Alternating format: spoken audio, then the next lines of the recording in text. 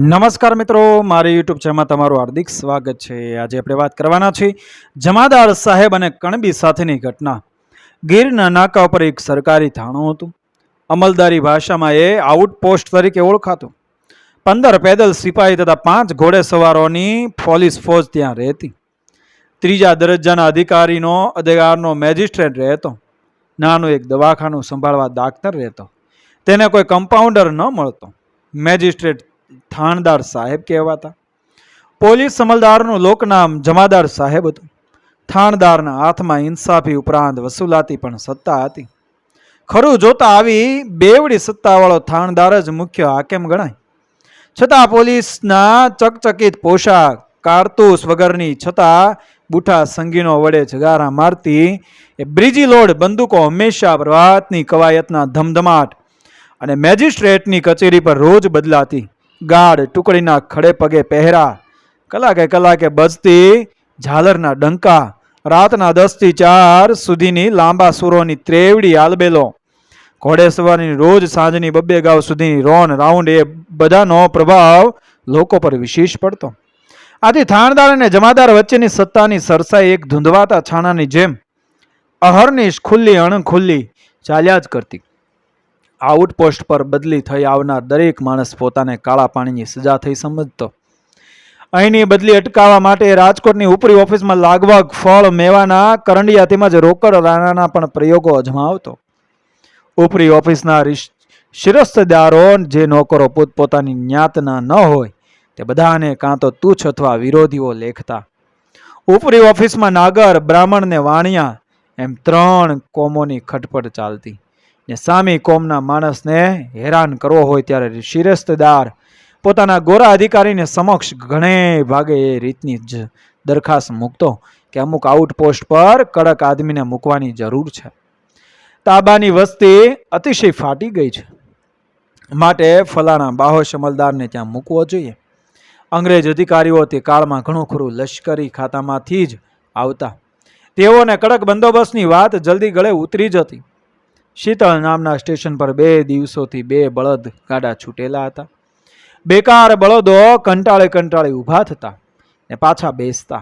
કાબરા બળદનું છોલાયેલું કાંધ, ઠોલતો કાગડો જોરાવરીથી પૈસો ઉઘરાવનાર ફકીરની યાદ આપતો હતો। બળદનું પૂંછડું ભગ્ન હૃદયથી પ્રેમિકાની પેઠે નિરુત્સાહે ઉપડતું હતું, તેથી કાગડો 2-4 વાર ઉડી નિર્ભય બન્યો રહેતો। બંને ગાડા ખેડૂ કણબીઓએ પોતાના બળદ પાસે નીરેલી કડપ ખાવા આવતી બાળી ગાયને હો ગાવડી કહી હોકારવાનું છોડી દીધું હતું। ચલમમાં પીવા માટે ગોળના પાણીમાં કેળવેલી ગડાફૂ હવે ખૂટી ગઈ હતી, તેથી બીડીના ખાલી ખોખાનો ચૂરો કરી એક ગાડાવાળો ગડાકુની ચામડાની કોથળીમાં બાકી રહેલો કસ લૂછતો હતો। સાથે આવેલા 2 પસાયત ગ્રામ ચોકિયાત પૈકીનો એક જણ બાજુના વડ નીચે બેઠેલા એક બાવા પાસે જઈ પોતાના પિતરાઈનું મોત થાય તેવું કંઈક મંત્ર તંત્ર કરાવતો હતો। બીજો જુવાન પસાયતો નાના આભલામાં જોઈ વારે પોતાના ઓડિયા ઓળતો હતો। સ્ટેશનના ગોદામ પરથી મરચાના કોથળા એક કાળા વેગનમાં પછાડતા હતા। તેની ઝીણી રજ ઉડવાથી ચોપાસ ખોખો થઈ રહ્યું હતું। સ્ટેશન માસ્તરની સગર્ભા સ્ત્રી 1 વર્ષના છોકરાને તેડીને પોતાના ઘરને ઓટે ઊભી બૂમો પાડતી હતી, ખબરદાર એ ગાડાવાળાઓ, કોઈને છાણના પોદળા લેવા ન દેશો। એ હો બેન કહીને ગાડા ખેડૂ એક સાંધાવાળાને છાને સ્વરે મર્મ કરતો હતો। માસ્તરાણી છે ને નહીં ત્યારે? સાંધાવાળો સામા સવાલથી ગાડાવાળાનો આવા અજ્ઞાનની નવાઈ દાખવતો હતો। તે છાણ કાં ફૂટી રહી છે? શું કરીએ ભાઈ? સાંધાવાળો કશીક ફરિયાદ કરવા જતો હતો। આ વાણિયા બામણાને ભારે વગા થાય ત્યારે શું છાણનાય ભાવા થતા હશે? બીજા ગાડા ખેડૂએ આંખ ફાંગી કરી કહ્યું, શી આ વાત કરો છો તમે? લાંબા વાળવાળો જુવાન પસાય તો કાંઈ સમજતો નહોતો।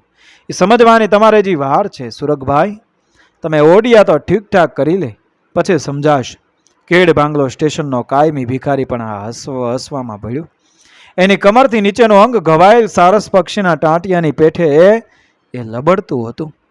સાંધાવાળાએ માનવ કીડા તરફ કરીને કહ્યું, તું તો દાંત કાઢે જ ને મારા બાપ, તે કસબ કરી જાણ્યું દુનિયામાં 2000 ભેગા કરી લીધા ભીખમાંથી ને ભીખમાંથી. સાચો સાચ? ગામડિયા ચમક્યા. પૂછો મોટા માસ્તરને, ક્યાં સાચવે છે? મામદ ખાટકીને ચોપડે વ્યાજ ચડાવે છે લુલિયો. ત્યારે છે ના, હવે ભાઈ વાત મૂકો ને, એમ કહેતો પગ ભાંગલો ભિખારી બેઠક ઘસડતો ઘસડતો મોટી ખડમાકડીની માફક ચાલ્યો ગયો. દૂર બેસીને હિંસક નજરે સાંધાવાળા તરફ તાકી રહ્યો. સાંધાવાળાએ ફાંગી આંખ કરીને ગાડાવાળાઓને કહ્યું, ખબર છે કમ નથી હો, શી વેતરણ કરે છો? સાંભળનારાઓના કાન ચમક્યા. એને પરણવું છે હે હે હે? અને 5 જણા નીચોવાતા કપડાની માફક મરડાઈને હસ્યા. દૂરથી શંકાશીલ બનેલી સ્ટેશન માસ્તરની ઓએ તીણી ચીસે પૂછ્યું, યા કેમ દાંત કાઢો છો? એકાદ દી અહીં આવીએ તો દાંતે ન કાઢવા મારે?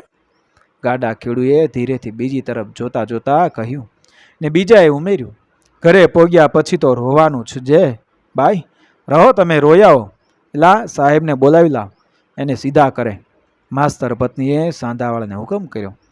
એ લ્યો બોલાવું કહી સાંધાવાળો આ સ્વાભાવિક ભાઈબંધો પ્રત્યે આંખો મારતો સ્ટેશન તરફ ચાલ્યો ગયો. ગાડી છૂટી છે એવો માસ્તરનો પુકાર પડ્યો. ડંકા બજાવીને થોડી વારે સાંધાવાળો સાંધાનો હેન્ડલ દબાવી ઉપર ઘોડો પલાણીને બેસી ગયો. મળદા જેવા સ્ટેશનમાં નવસૃષ્ટિ સળવળી ઉઠી. ગાડી આવી ત્યારે ચારેય ગામડિયા દરવાજાની બહાર એ રેલિંગની પડઘી ઉપર પાંજરાપોળની પિંજરા ગાડીમાંથી ડોક્યું કરી જોતા ઓશિયાળા કૂતરાની માફક તાકી રહ્યા. હાંફતી હાંફતી ગાડી ઊભી રહી. કેટલાક ઉતારો ઉતરતા હતા. તેમાં અમલદાર કયો તે આ 4 જણ એકદમ નક્કી ન કરી શક્યા. ભૂલમાં વળતા પોશાકવાળા 2-4 સલામો પણ કરી નાખી. આખરે એક આધેડ આદમી દરવાજા પર આવ્યો. એના હાથમાં પાતળી રાતી પીળી પડી ગયેલ જસતના ટોપકાવાળી સોટી હતી. સોટીને પોતાની ખાખી બીચીજના થીંગડું મારેલ પિંડીના ભાગ ઉપર પટકાવતો હતો. એની ભરાવદાર કાબરી મૂછોના થોબિયાએ પાકી ખાતરી કરાવી આપી કે આજ આપણા સાહેબ. 4 જણાએ મહેરબાન એમ બોલી સલામ કરવા કપાળ પર ચતો હાથ મૂક્યો. કેમ જાણે ખેતરમાં કામ કરતા કરતા પરસેવો લૂછતા હોય. સોટી વતી સલામો ઝીલીને પ્રભાવશાળી બનવા મતતા એ પુરુષે ભરાવદાર અવાજે પૂછ્યું, એલા ભેખડગઢથી કોણ તમે જ આવ્યા છો કે? હા મહેરબાન, 2 દીથી બેઠા છીએ. મોટેરો પસાયો તો બોલ્યો. અમલદારે પ્રસન્નતા બતાવી. એથી ઉમંગમાં આવી જઈ એક ગામડાવાળાએ કહ્યું, આપ સાહેબને બહુ વાટ જોઈ, કાંક કામ આવી ગયું હશે ને?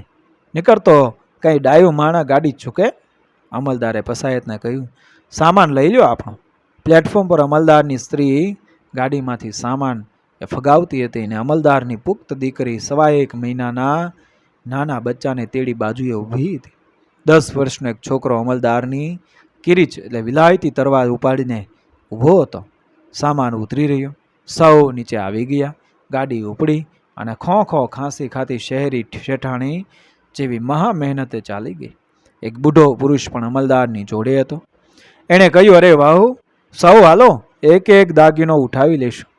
હમાલનું કામ કરતી સાંધાવાળાની સ્ત્રીઓ નિરાશ થઈને ત્યાં ઊભેલી હતી. તેઓના હાથની ઈંઢોણીઓ ભિખારીઓના રામપાત્ર જેવી દેખાતી હતી. મિત્રો, વિડીયો પસંદ આવે મારી ચેનલ સબસ્ક્રાઈબ કરો, ફોલો કરો, શેર કરો.